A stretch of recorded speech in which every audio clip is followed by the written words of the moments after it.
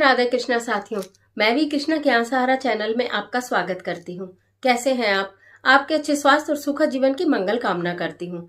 आपके अपने इष्ट देवों को कोटि कोटि नमन करते हुए, बड़ों को प्रणाम करते हुए वीडियो प्रारंभ करते हैं। साथियों, पौष माह प्रारंभ हो रहा है आज से, यानी कि 9 दिसंबर से। इस पौष माह में हम अपने घर के मुख्य द्वार को किस प्रकार पवित्र करें, मुख्य द्वार पर ऐसी क्या चीज डालें, कब डालें, कैसे डालें कि हमारे घर से दरिद्रता, दुख और परेशानियों का अंत हो जाए।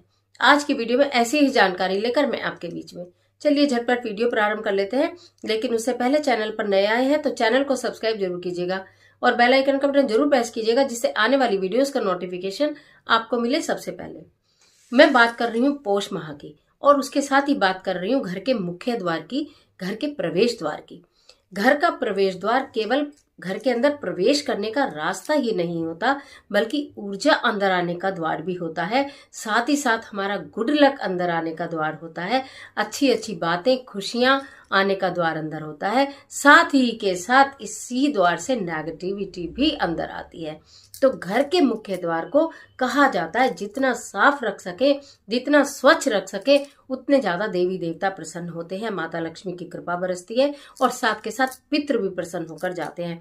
कहते हैं ये पौष के माह को लघु पितृ माह भी कहा जाता है। जब पितृ द्वारे पर आते हैं और घर के मुख्य द्वार के दोनों ओर शीतलता पाते हैं, उन्हें लगता है कि हमारे जो वंशज है वो हमें भूले नहीं, हमारे इस हमको स्मरण में रखते हैं और इसलिए द्वार इतना स्वच्छ किया है, तो आपको अनेकों आशीर्वाद देते हुए आगे को बढ़ जाते हैं।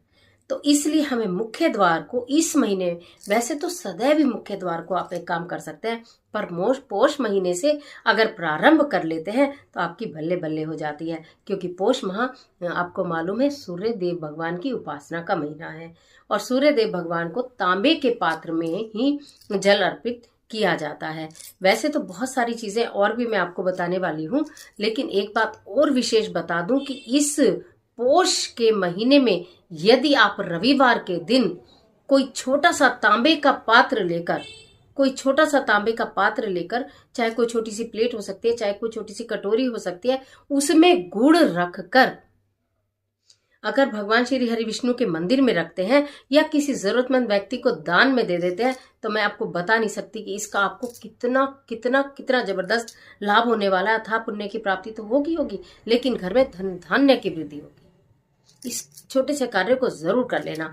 अब मैं बात कर रही हूँ मुख्य द्वार की। मुख्य द्वार पर आपको क्या करना है, यदि आप सुबह सुबह बहुत सवेरे जल्दी उठते हैं, अपने घर में थोड़ी झाड़ू करते हैं, साफ सफाई करते हैं, तो एक तांबे के पात्र में जल लें, तांबे के पात्र में जल लें, उसमें 1 चुटकी हल्दी डालें और 1 गुड़हल का फूल आप अपने हाथ में लें।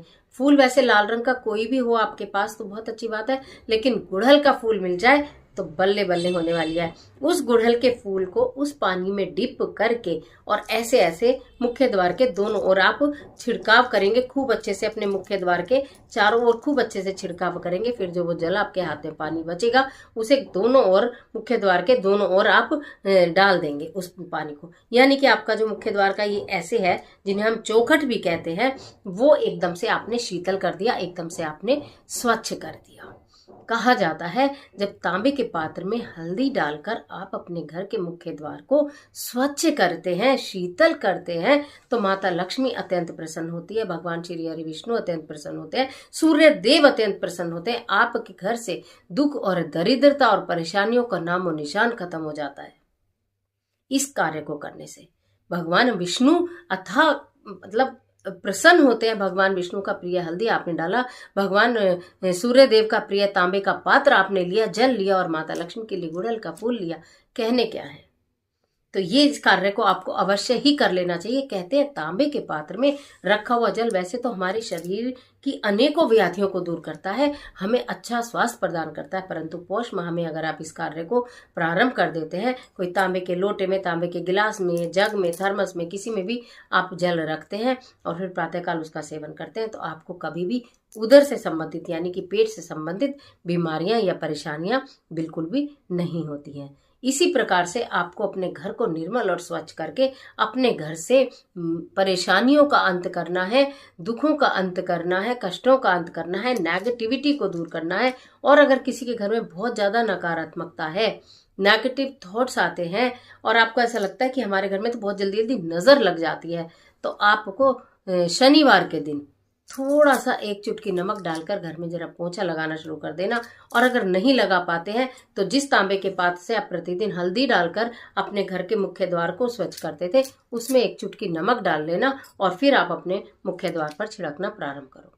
मतलब वो काम केवल शनिवार को करना है और बाकी सब दिन आपको हल्दी का काम करना है। तो आप देखेंगे चमत्कारी रूप से आपके घर के अंदर परिवर्तन आना शुरू हो जाएगा, लोग प्रसन्न होने शुरू हो जाएंगे, माता लक्ष्मी का आगमन होना शुरू हो जाएगा।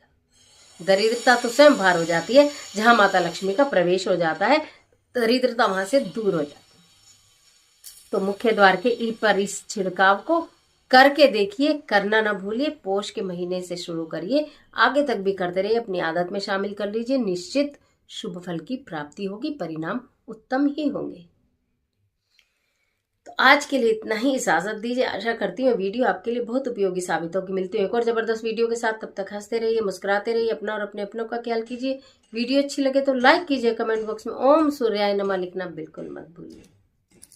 ईश्वर आपकी मदद करे।